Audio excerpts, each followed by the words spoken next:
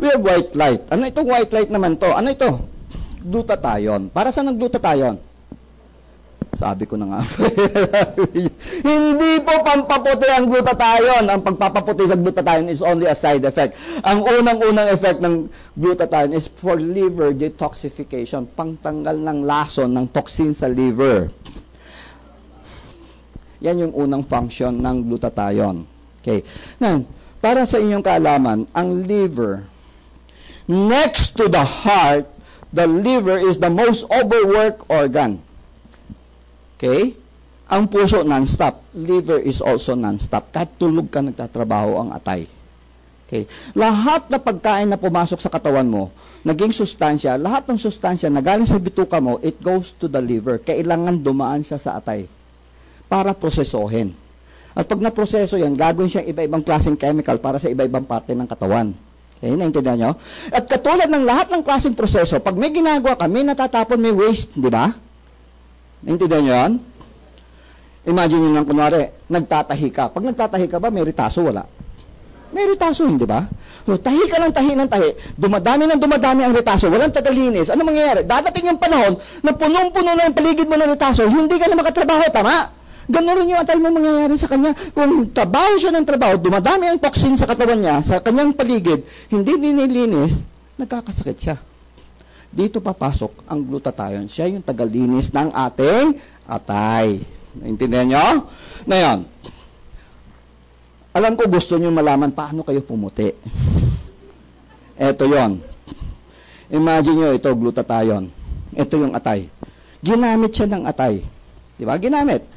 Eh kaso, konti lang ang dumi ng atay. Konti lang. So, konti rin gagamitin niya. Are you following? Yung sobra na hindi nagamit, yun yung pipigil ng melanin production. Yung melanin, yun yung color natin. Pipigilan niya. Huwag kang gagawa ng melanin.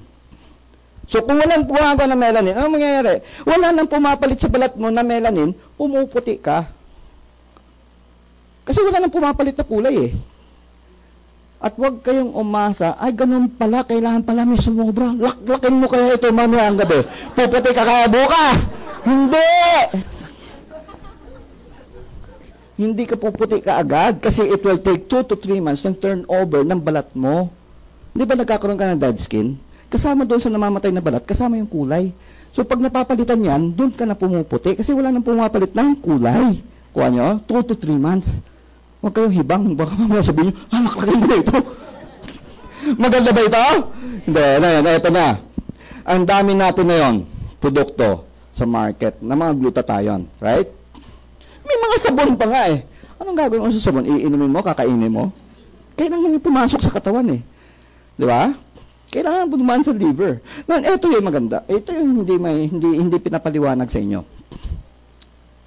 Maraming glutathione sa market na sa capsule. Tama? Ang hindi pinapaliwanag sa inyo, itong capsule form of glutathione is useless kasi once it enters the stomach, it is destroyed by the stomach. Sinisira siya sa tiyan. Sa palagay nyo, may makakarating kayang glutathione sa atay? Wala na, sinira na ng tiyan eh. May makakarating kaya? Wala, hindi ba? Kaya useless lang, sayang na sayang yung pera nyo. Niloloko lang kayo. Aray ko.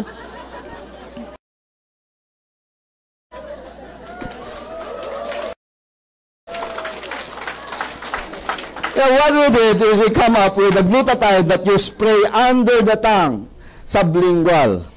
Tingnan niyo ilalim ng dila. You spray it under the tongue. Tingnan niyo ilalim ng dila. Dila, hindi ipin. Di ba maraming ugat? Yeah? Yung tao yung naatake sa puso, saan may lalagay ang gamot? Lalim ng dila. Sublingual application. Okay? Kuha niya? Kasi ang effect noon, once you put it under the tongue, it will be absorbed directly into the blood dahil sa ugat. Sisip-sipin ka agad papunta sa dugo yan. Hindi na kailangan dumaan sa tiyan. Kuha nyo? Binabypass yung tiyan. Tawag natin yan first pass. Binabypass niya yung tiyan. Diretso na siya sa dugo. So, ganun to ang gagawin natin. Itong ating white light, tatlong puff sa ilalim ng dila, let us say for 1 minute before you swallow. It will be absorbed directly into the blood, bypassing the stomach. Masisira ba glutathione natin? Hindi. Hindi, kasi hindi na siya dumaan sa tiyan eh. Nakuha nyo? Naintindihan nyo? Maganda ba natin produkto ang white light? Okay.